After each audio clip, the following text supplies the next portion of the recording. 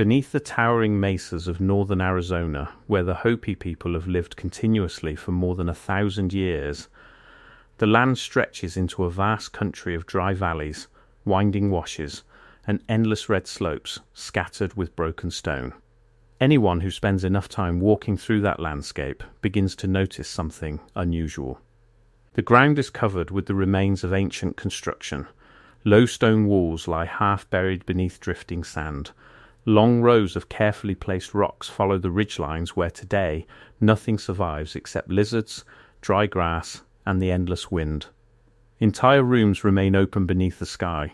Their roofs disappeared centuries ago, yet the doorways still stand straight and square, as though they were built only yesterday.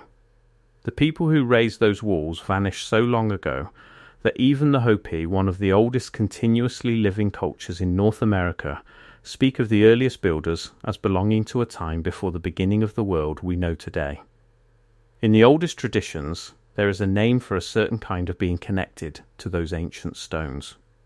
It is not a name that translates neatly into English. When the first outsiders tried to record these stories, they settled on a simple phrase that could only hint at its meaning: the stone-skinned ones.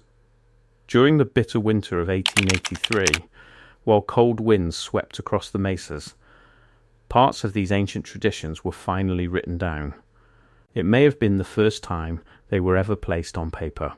Someone realized that the last elders who still carried the complete memory of these stories would not be here forever, and if nothing was recorded, an entire world of knowledge could disappear with them. What you are about to hear comes from accounts like those, together with generations of Hopi oral tradition that reaches deep into the earliest memory of this land. Can every word be proven with certainty? No one alive today can honestly promise that. Even the Hopi have long said that some knowledge was never meant to live inside books. Certain stories lose part of their meaning the moment they are written down instead of spoken by the people entrusted to preserve them. To understand who the stone-skinned ones were believed to be, you first have to understand how the Hopi understand time itself. They do not imagine history as one long road stretching backward into the distant past. Instead, they speak of worlds, entire ages of existence, each one complete, each one filled with people, each one eventually brought to an end. According to the tradition most often shared, the world we live in now is the fourth world. 3 worlds existed before it. Each one came to its own ending. The people who would later become known as the Hopi survived the destruction of each world and eventually emerged into the one we live in today. That journey is remembered through a single word: emergence. The stories say the people came up from beneath the earth through an opening into the light of this present world. But when they arrived, the land was not empty. Someone was already there. The old stories speak carefully of a powerful guardian who had long watched over this place before humanity entered it. He was the caretaker of the fourth world, the keeper of the earth, the guardian of the dead. A figure connected with fire, stone, and ash. In the oldest tellings, he walked this land alone before anyone else arrived. It was he who allowed the people to remain. And it was he who gave them the conditions under which they could continue living here. That teaching has survived in Hopi tradition to this day. Only after understanding that larger picture a world built upon the remains of earlier worlds can the stories of the stone-skinned ones truly make sense. Because according to the oldest accounts, these beings did not belong to the fourth world at all. They were older than it. They were survivors from an age that had already ended long before the Hopi ever emerged into the light of the present world. The story of the worlds that came before is not a small part of Hopi tradition. It is one of its foundations. The elders taught that each world was created whole, balanced, and good, yet every one of them came to an end for the same reason. People slowly forgot how they were meant to live. They lost their balance. They turned against one another, and in doing so they turned against the earth that had sustained them. The first world was consumed by fire. The second world ended beneath overwhelming cold after the earth shifted and a great freeze spread across the land. The third world was taken by water. Its destruction is remembered in stories that describe a flood so complete that entire civilizations disappeared beneath it. Each time, only a small number of people survived, not because they were stronger, but because they remained faithful to the laws they had been given. Those few were guided safely into the next world, so life could begin again.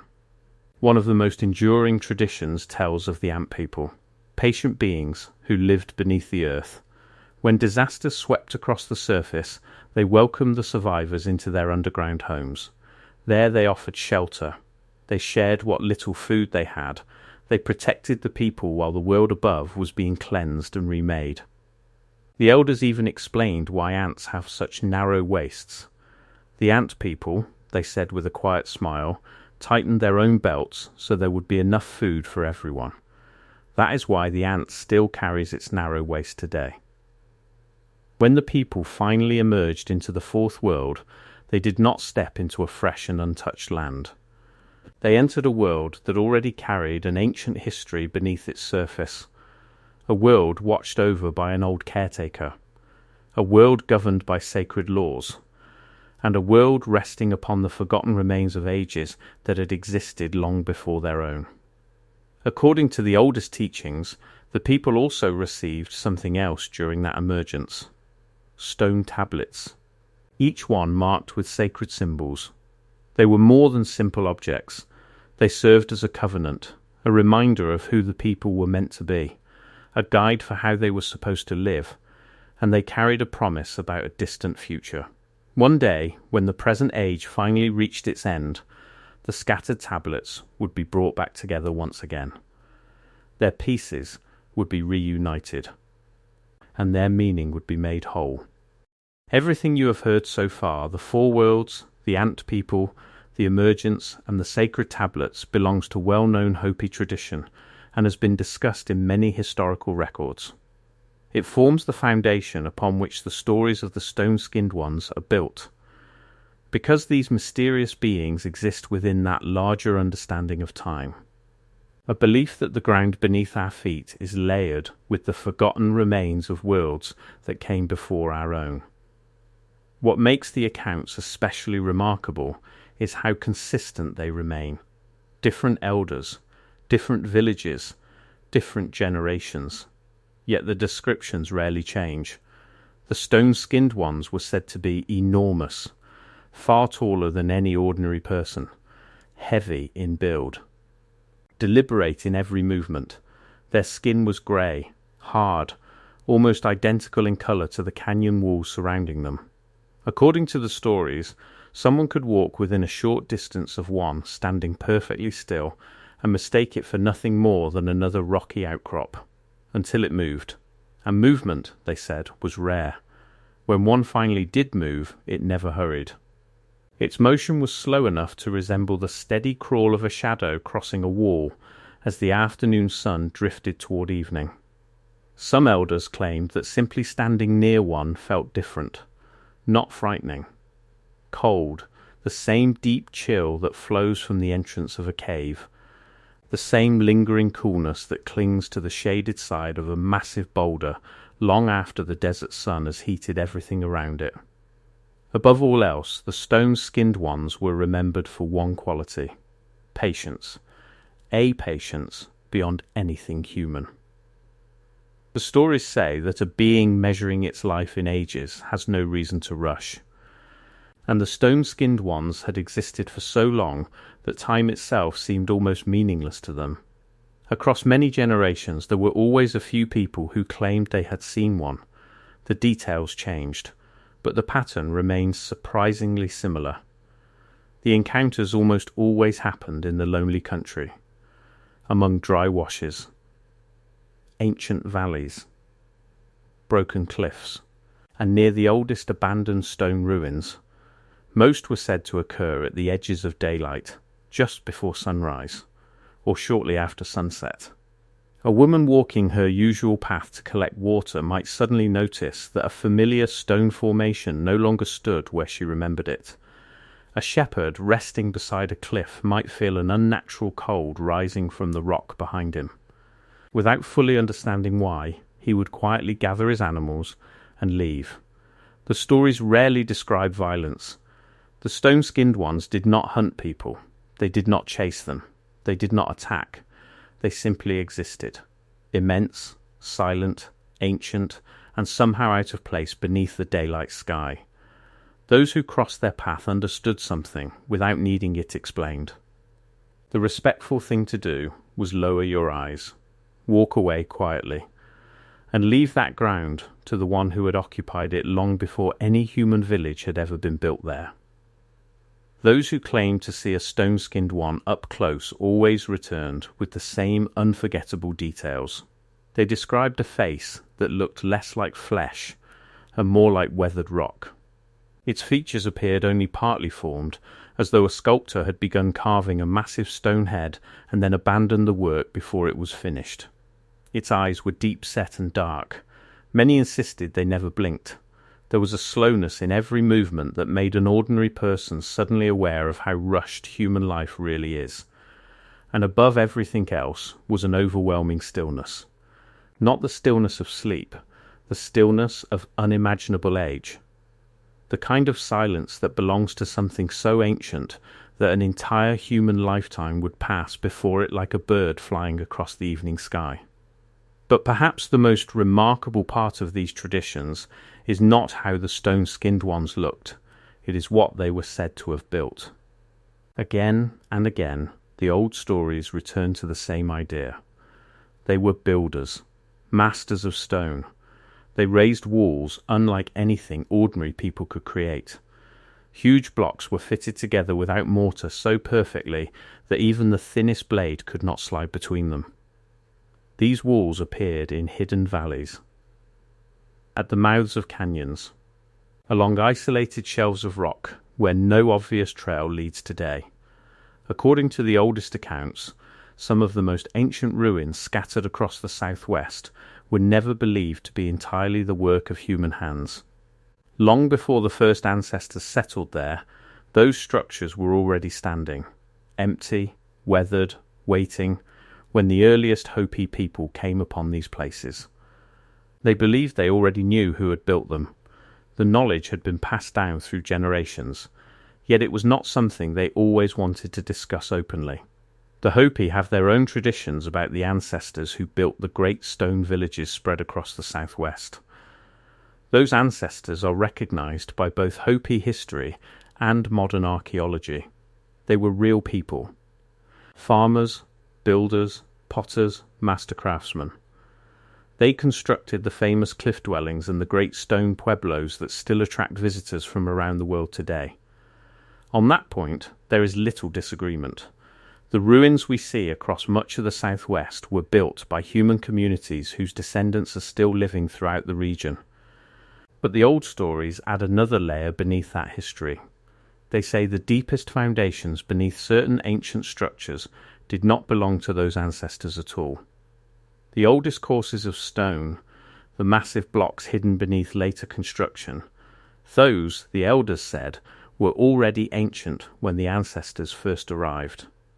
According to these traditions, the ancestors built upon foundations they did not create. If you travel through that country carefully, there are places where the difference almost seems visible. The lower stones are enormous, cut with extraordinary precision, fitted together so tightly that the workmanship appears different from everything built above them. Higher up, the construction changes. The stones become smaller, the joints less exact, the style more familiar. It is the honest craftsmanship of human builders making use of a foundation that already existed. The explanation preserved in Hopi tradition is surprisingly simple. The greatest stones belong to those who came before. The ancestors built upon them because those foundations were solid. They had already endured countless generations. They would not shift. They would not fail. And in many places they were simply too massive to remove. What the ancestors eventually created on top of those ancient foundations remains astonishing even today. These were never simple villages. Some rose 4 and even 5 stories high. Hundreds of rooms surrounded large open courtyards. Entire communities expanded generation after generation while following carefully planned designs that remained consistent across centuries. Long, straight roads stretched for miles across the desert. Unlike ordinary footpaths that wander around hills and washes, these roads cut directly across the landscape with remarkable precision. Some extended toward distant settlements many days away. Others seemed to point toward horizons whose purpose is still debated. Many buildings were aligned with extraordinary care. On certain mornings of the year, sunlight would pass through specific openings and strike carefully chosen places inside the structures. The longest day, the shortest day, the changing seasons, everything reflected careful observation of the sky. There is no question that the ancestral builders possessed remarkable knowledge. They were skilled, they were organized, and they achieved extraordinary things. The old traditions never deny that. Instead, they draw a quiet distinction. The great multi-story houses, the roads, the plazas, those belong to the ancestors. But beneath the oldest sections, hidden at the deepest levels, the stories speak of something older still. Foundations made from stones too massive and too perfectly joined to fit comfortably with everything built above them. Corners cut with a precision later builders respected, but never fully matched.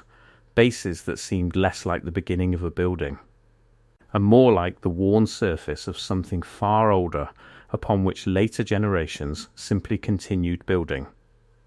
According to these traditions, the ancestors were not the first builders in that land. They inherited a landscape that already carried the deep foundations of the stone-skinned ones. Rather than destroying those ancient works, they built respectfully above them. They honored what had come before, and they understood that certain places were never meant to be disturbed. There were rules connected to all of this, and according to the elders, those rules mattered more than anything else because they were meant to keep people safe. Certain places were never supposed to be disturbed. You did not dig too deeply into the oldest ruins. You did not remove stone from the ancient foundations, no matter how badly you needed building material or how difficult it was to find it elsewhere. The deepest walls were left untouched.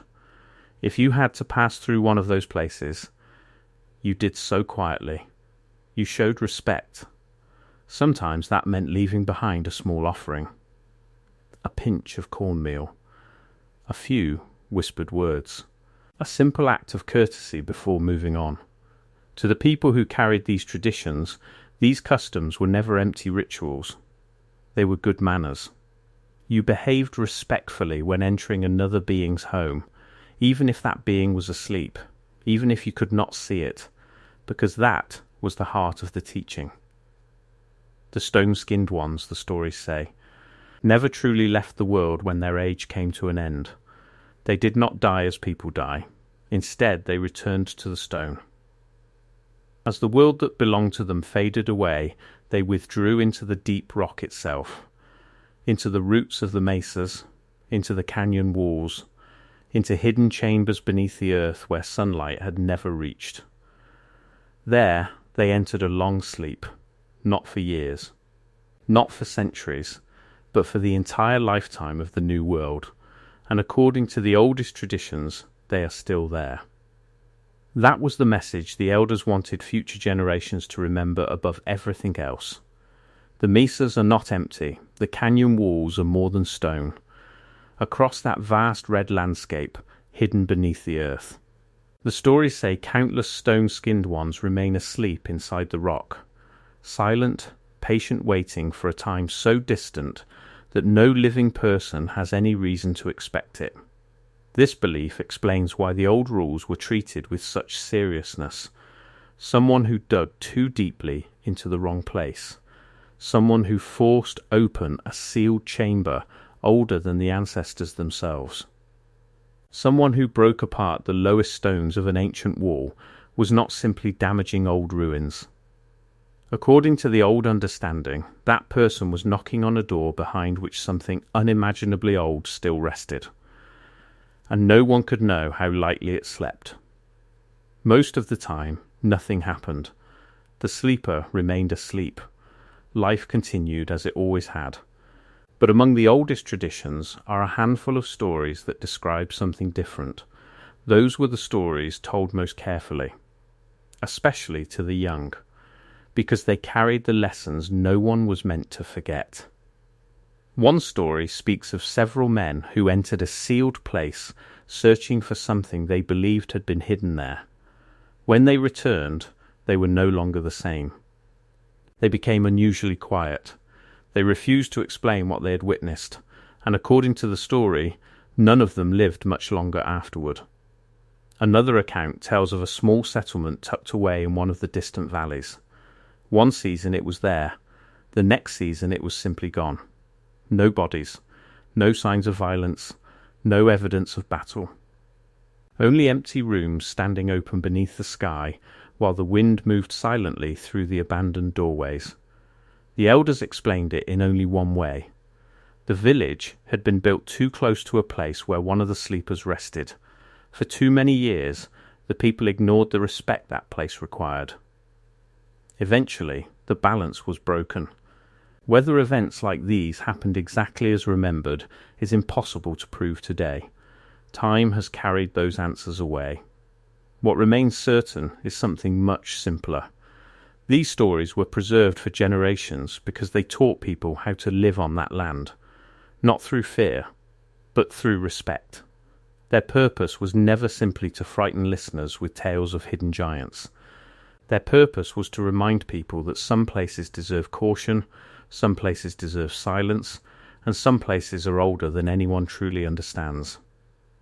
It is also worth remembering that the Hopi were not the only people in North America who preserved stories like these. Across the continent, among nations separated by vast distances and completely different languages, traditions appear that speak of stone beings, rock giants, stone-covered figures, ancient beings whose bodies were said to be as hard as the cliffs themselves. The details change from nation to nation. Each tradition belongs to its own people and should be understood within its own history. They are not all telling the same story. But one pattern quietly repeats itself. Again and again, different cultures remembered enormous stone beings connected to a distant age before ordinary human history. Some said they disappeared. Others believed they went underground. Still others claimed they simply became still. Whether those similarities point towards shared memory, coincidence, or something else entirely is impossible to know. But the pattern itself is difficult to ignore. Many separate peoples looked back into their deepest past and remembered something ancient, something immense, something made of stone, that once shared the land with the first generations of humanity before passing into silence. What anyone chooses to make of that is entirely their own decision. Perhaps these stories grew naturally from the human imagination. Stone has always represented permanence. Giants have always symbolized deep time. It would not be surprising if different cultures reached similar ideas on their own. Or perhaps the abandoned ruins scattered across the continent inspired memories that slowly transformed into stories over countless generations. Whatever their origin, the Hopi tradition stands on its own.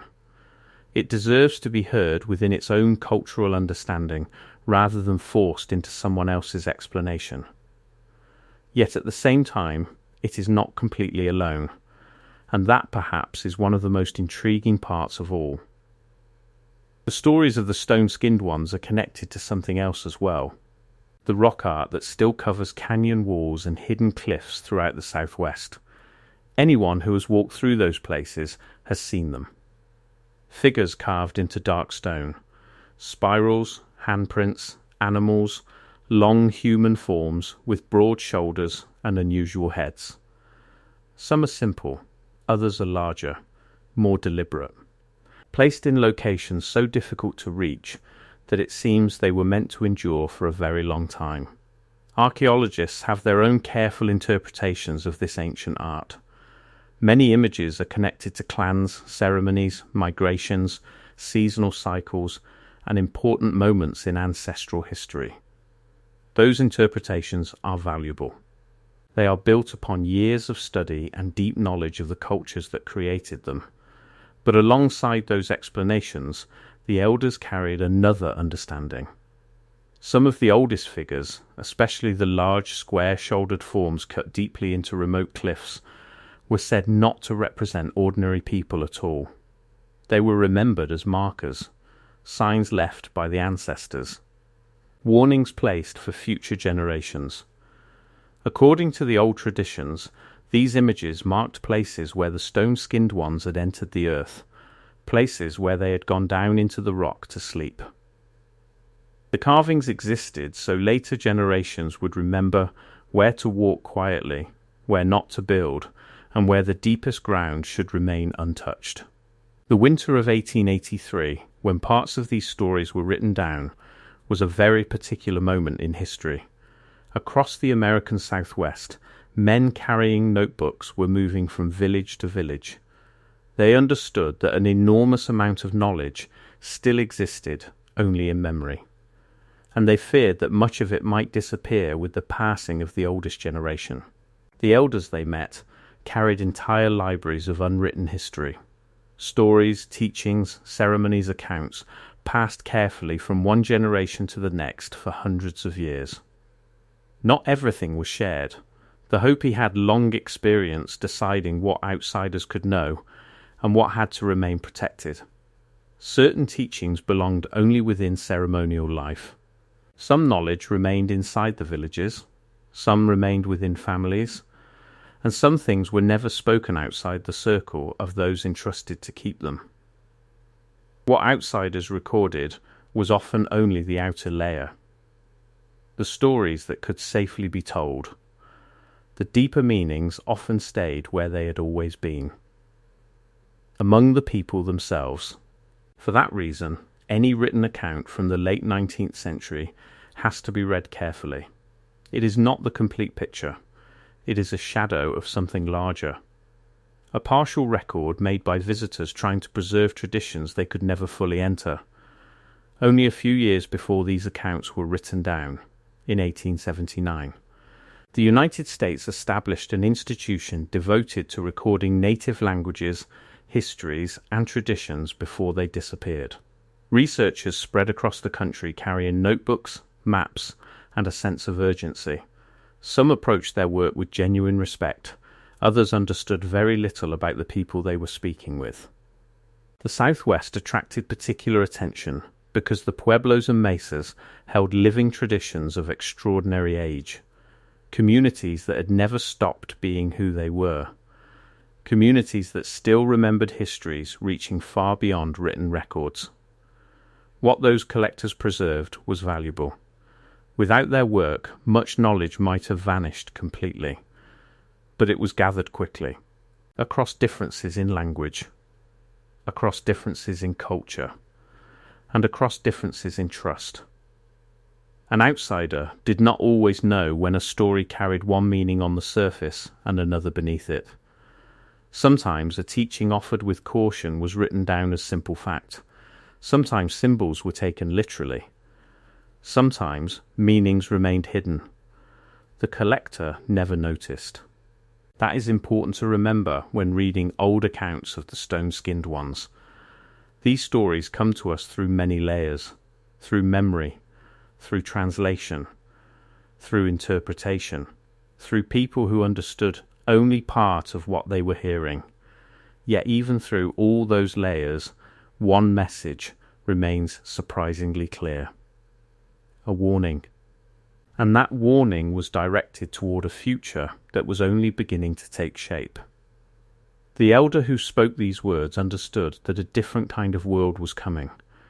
A world of machines, a world of railroads, a world of mines, a world where people would dig deeper into the earth than any generation before them.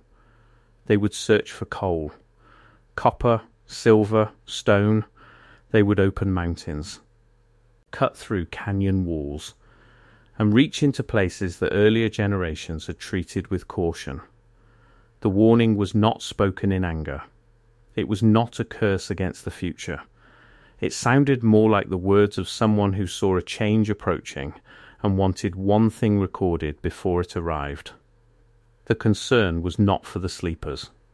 The old traditions always held that beings made of stone and patience could take care of themselves. The concern was for people, for those who would enter deep places without understanding the old rules, who would break apart ancient walls for material, who would tunnel beneath mesas, who would open chambers that had remained sealed for ages, and who would do all of this without ever asking what had existed there before them. That was the warning carried forward through the stories.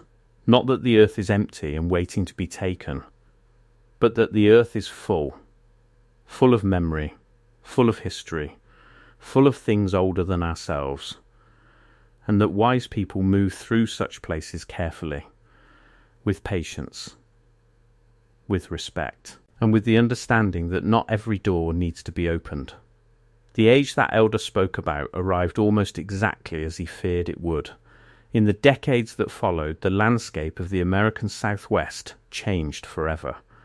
Mining expanded on a scale no previous generation could have imagined. Shafts reached thousands of feet beneath the surface. Entire mountains were carved open in search of copper, coal, silver, and other valuable minerals. Massive sections of mesas were blasted apart. Rock that had remained untouched since the earliest ages described in Hopi tradition was broken loose and hauled away by the trainload. Ground that had rested undisturbed for countless generations was transformed within a single human lifetime. Almost none of it was done with the kind of respect the old teachings had asked for. No one paused before opening a new mine to leave a small offering. No one asked permission of the land before the drilling began. The old customs were simply forgotten. Of course, history records no moment when miners uncovered a sleeping stone-skinned one. No giant of living rock climbed out of the earth. The mines produced ore, the tunnels filled with dust. The landscape was permanently changed, and the men who worked those mines faced the very real dangers that mining has always carried. To claim that the old warning was literally fulfilled by awakened stone giants would go far beyond anything the historical record can honestly support. But perhaps that was never the real meaning of the warning. The deeper message may have been something far quieter, and perhaps far more lasting. It spoke about two completely different ways of looking at the earth. One way sees the land as something living, a place layered with memory, a place deserving patience and respect, a place where every mountain, canyon, and ancient ruin carries a history older than ourselves. The other sees the earth as nothing more than a storehouse of resources, something to be opened, measured, sold, and left behind once its value has been taken. That may have been the true lesson the elder hoped future generations would remember. Not simply a story about mysterious beings sleeping beneath the rock, but a warning about the relationship between people and the land beneath their feet. Looking back today, it is easy to dismiss the entire tradition as nothing more than folklore. Modern archaeology offers clear explanations for much of what survives across the Southwest. The great pueblos were built by ancestral native communities.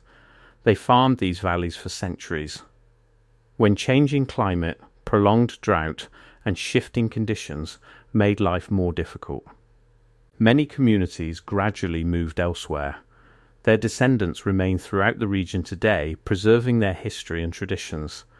Even the massive foundation stones can be explained through remarkable human engineering. Ancient builders often reused older foundations.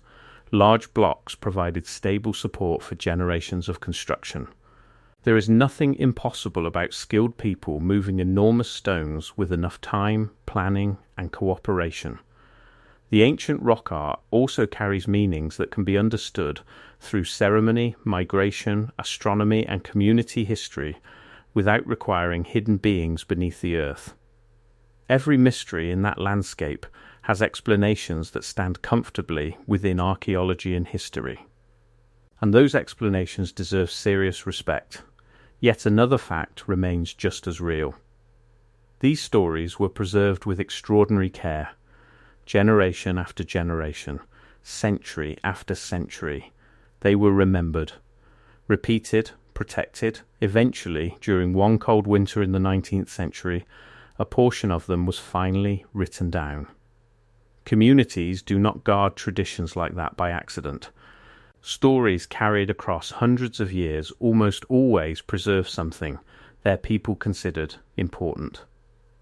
Whether that something was a literal encounter, a memory transformed by time, a symbolic teaching, or a mixture of all three, no one can say with certainty. Somewhere beneath every enduring tradition lies a reason it survived.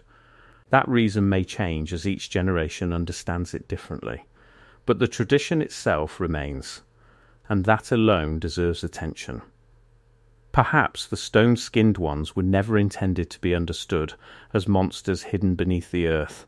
Perhaps they became a powerful way of teaching humility, a reminder that every generation walks across foundations laid by those who came before.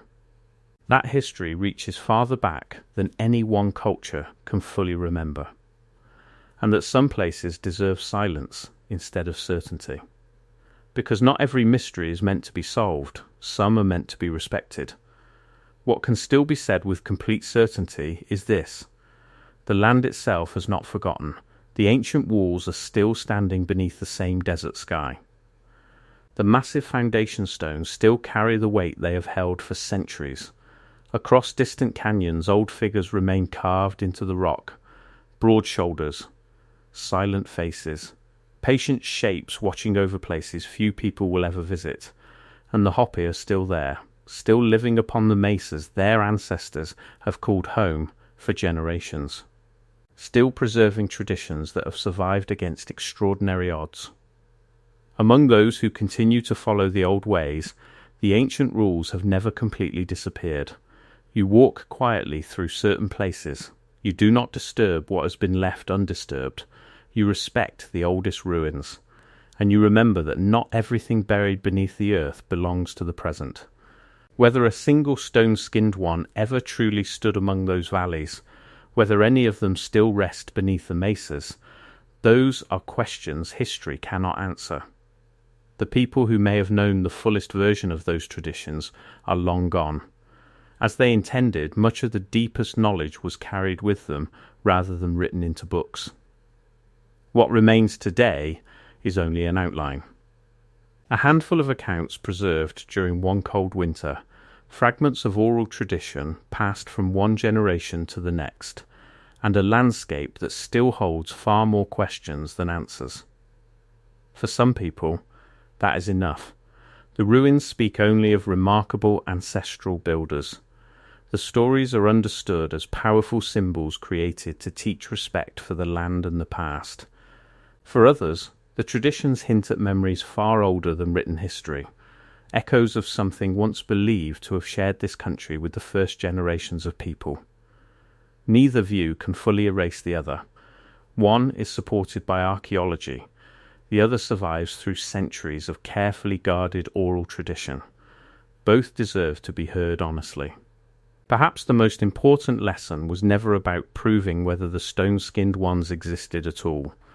Perhaps it was about remembering that every landscape carries a history deeper than the one we immediately see. Long before modern maps, long before written records, long before the first photographs, people stood on this same ground asking many of the same questions we ask today. Who came before us?